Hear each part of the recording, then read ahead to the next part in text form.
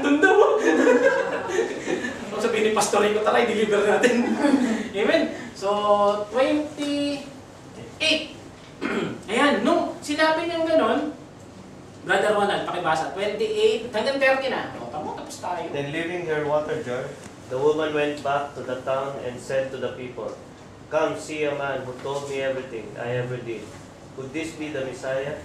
They came out to the town and made their way toward him. Amen. Ang pagsasalita din ng babae, "Come, can this be the Messiah?" Yung umuon na siya, kaya lang ang dating niya patanong. Ngayon titignan natin, ano yung mga nakita nyo dito? Paano nagmanifesto sa babae yun? Ano yung nakita nyo dito? Paano nagmanifest, Sister Jen? Paano? Anong nangyari? Anong nangyari sa kanya? Bakit bigla-bigla? Unang-una, sorry. Sige bro. Unang-una, dati hindi siya, nagtatago siya para hindi siya makita ng tao. Amen. Ngayon, siya na mismo lumapit sa tao at nag-share na. Amen. Praise God. Kasi kung titignan mo rito, then leaving her water jar. Bakit in-emphasize yung water jar? Kasi nung time na yun, napaka-importante rin ng jar. Napaka-mamahaling bagay niyan nung panahon nila. Kahit naman yun, pag nakita mo yung jar na yan, di ba?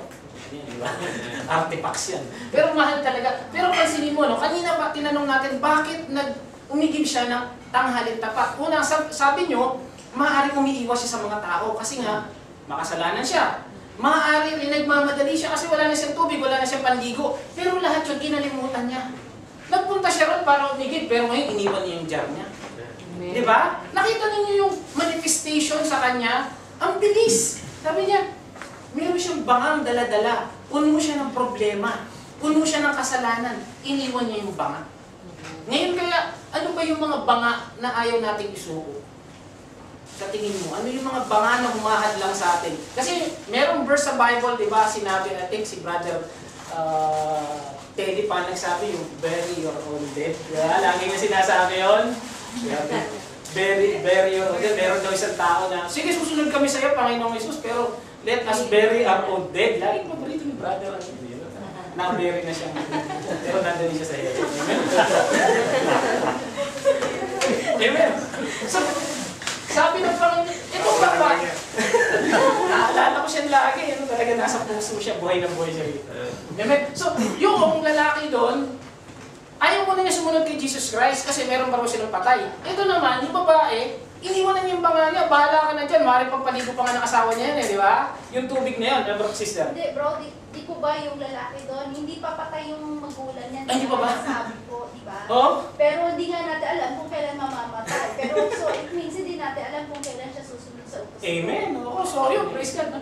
So, tingnan mo yung pagkakaiba niya. Ito, ayaw pa niya. Samantalang ito, pagkarinig niya, nag-share siya agad. Nagkaroon ng manifestation.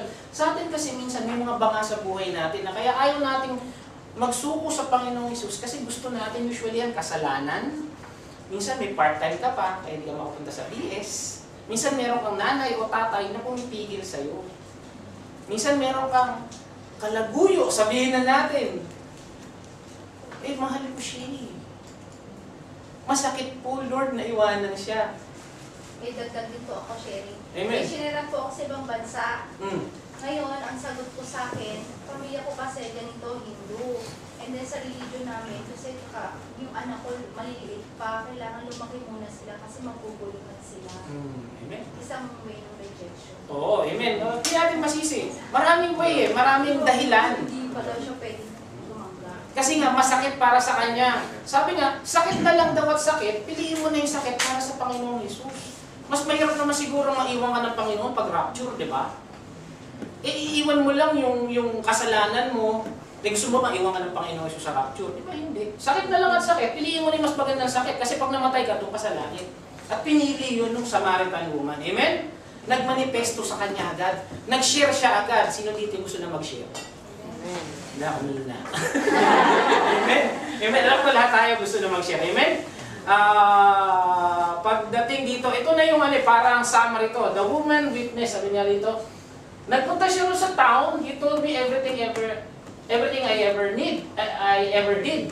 Tapos, yung mga tao naman, nung nakita ang Panginoong Hesus, we no longer believe just because of what you have said. Now we have heard for ourselves, and we know that this man really is the Savior of the world. Ang ginawa ng Samaritan, nagpunta siya sa city.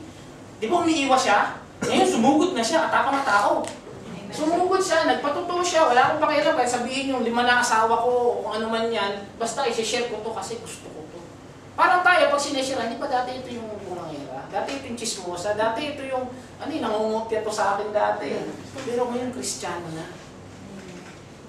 Ngayon, nagpapatotoo na siya. Ganun yung nangyari, nandun agad yung manifestation sa kanya. Kasi hindi na niya iniisip na makasalanan siya kasi nilinis na niya ng Panginoong Yesus. Sabi mo sa katabi mo, nilinis ka na ng Panginoong Yesus. Nilinis ka na ng Panginoong Yesus. Amen. So ganun dapat, huwag kang mahiya na mag-share. Sabihin mo, bulol po ako. Hindi ko po alam yung 4SL. Hindi ko po alam yung ganun. Kung hindi mo alam yung 4SL, pumunta ka sa NLB. Amen? So, yun yung nangyari. Ngayon, sagutin na lang natin itong mga tanong na to. Mabilis na lang to. How did Jesus treat the Samaritan woman? Susulat ako dapat kaya alam mo ano niya. Paano niya tinrato yung Samaritan woman? Ka-level niya. Ka-level niya, amen? Ano pa? He show Compassion. compassion. Yan, tama. Tandaan niyo, he show compassion. Sagot dyan, show compassion, ha? Sulat ko na lang kaya. Dali lang naman ako eh. So, sagot sa number 1, show. Ganda sulat ko, ano? Show na lang. Hirap mo sila. Yung aking tiga-sulat, nandun eh. Show compassion. Show na lang. Mahaba pa yun eh. Number 2, how did Jesus handle the conversation? Paano niya hinandle? Puro walls yung binibigay sa kanya, pero ang galing ng sagot niya, di ba? Paano? Paano at paano niya ginawa yun? Ayan, yun na lang. May wisdom. May wisdom? Paano siya nagkaroon ng wisdom? Kasi sa letter H. Holy Spirit. Yun, Holy na lang. May Holy Spirit siya, kaya dapat mag-pray tayo lagi. Holy Spirit. Galing ang sulat ko, nakita niyo yung sulat ko. Amen. Susunod na tanong. How did Jesus get the attention of the Samaritan woman? Ano yung nagpaano siya kanina? Asking for water. Oo, sinabi niya rito at he addressed, so he is asking for the living water. Sinabi niya, yung tubig na dala ko, hindi ka na mauwaw. Kaya sabi niya, sige, bigyan mo ko para hindi na ako mauwaw. So, he addressed the living water.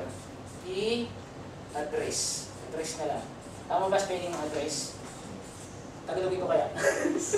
Address the need of the living water. Number 4, how did Jesus handle the opposition? Yung kanina na ayaw na siya, yung kanina na ano ba yung sinagot niya doon na pagdating ng Messiah, sabi yung gano'n sasabihin niya sa amin, anong ginawa niya?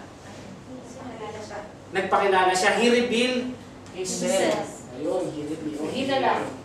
Mahaba pa yan eh. Ayan. Huling tanong. How did Jesus do to the Word? Paano ginawa niya ito sa salita? Doon sa living water. Anong ginawa niya? Pag nagsishare ka, anong ginagawa mo? He said a promise. Anong ginagawa mo pag binibigay mo na sa kanya yung salita? Nakatanggap. Pinapatanggap. Ano pa? Sinishare. Ano pa yung ibang term sa share? Evangelize. Wini-witness. Ano pa? Evangelize. Binibigay. Ini-entrust. Binibigay mo na. Evangelize, entrust, pwede rin yun. O so, entrust na lang. Yung sagot kanina doon, show Compassion. compassion. O, copy na lang. Parang ano, no? Parang computer yan. Tapos sumunod, Holy Spirit led. Number 3, He addressed the need of the living water. Number 4, how did you know? He reveals. He reveals pala to. Bakit ganyan? Wala yan. He reveals the liver. He reveals. Number 5, He entrusts the word. He evangelized. Ngayon, ang tanong kanina, what did Jesus do to the living water?